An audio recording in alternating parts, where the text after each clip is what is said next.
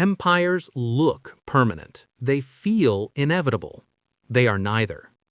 The Mauryan Empire once ruled almost all of the Indian subcontinent, from the Hindu Kush to Bengal, from the Himalayas to the Deccan. It was massive, organized, ambitious, and it did not last. To understand why, we begin before the empire existed. Northern India in the 4th century BCE was divided. Kingdoms competed, city-states negotiated, dynasties rose and fell. Then came a disruption. Alexander the Great marched into northwest India. He defeated local rulers. He pushed deep into the Punjab. His army refused to go further. He turned back. But he left a power vacuum. Empires hate vacuums. So do ambitious men. Enter Chandragupta Maurya. He was not born into dominance. His origins are debated. Some say noble, some say humble. What matters is this: he was relentless. He was guided by a strategist, Chanakya, also known as Kautilya. Chanakya understood power as a system, not as glory, not as emotion, but as structure. His treatise, the Arthashastra, laid it out clearly: spies, taxes, diplomacy, war, punishment, reward. Rule through intelligence, not impulse.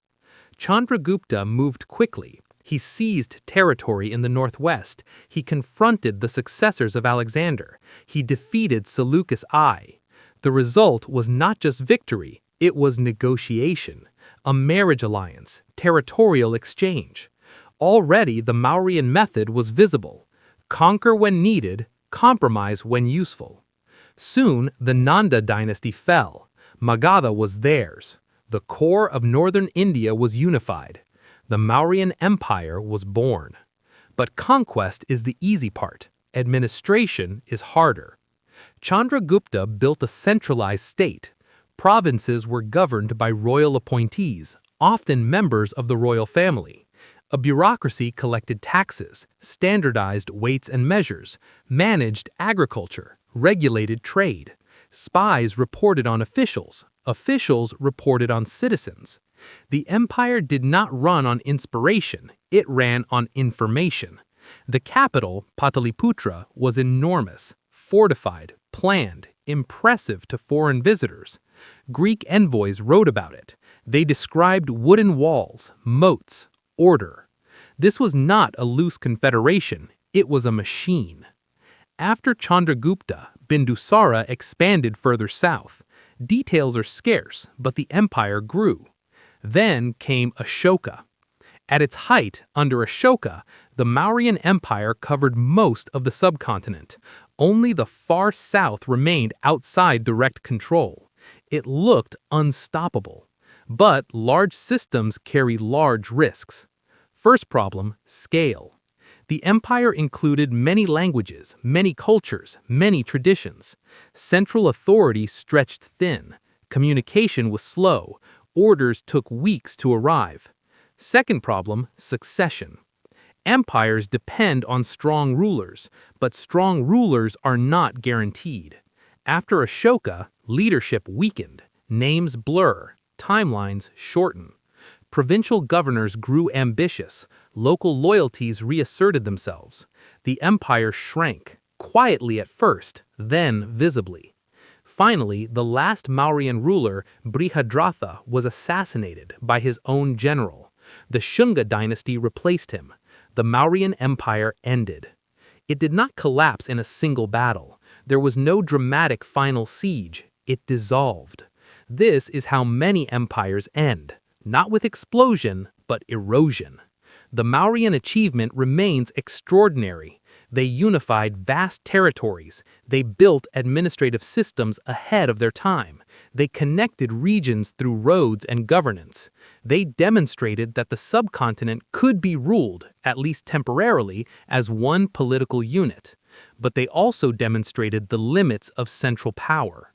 An empire this large demands constant maintenance, constant vigilance, constant adaptation. Without it, centrifugal forces win. Local identities are persistent. Regional power bases endure. Distance weakens control.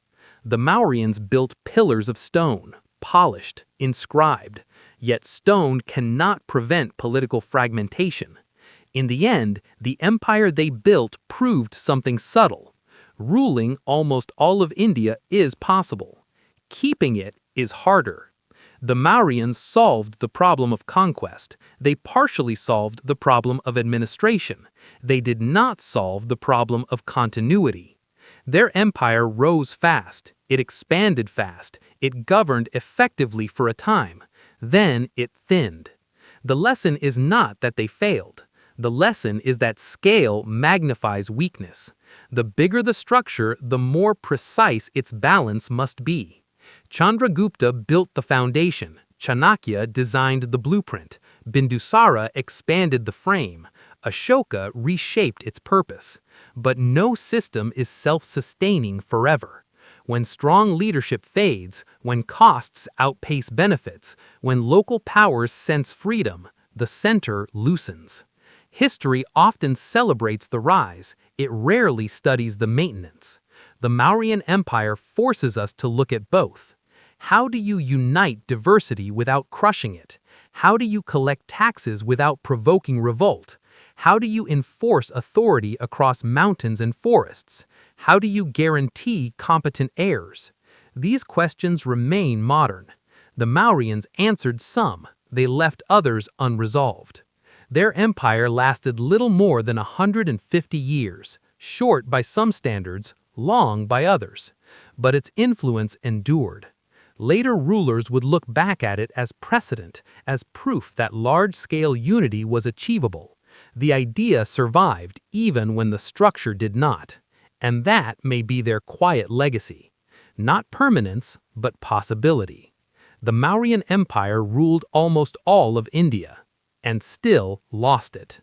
Not because it was weak, not because it lacked ambition, but because every empire, no matter how organized, no matter how visionary, must constantly fight the gravity of fragmentation. The Mauryans fought it well. For a while.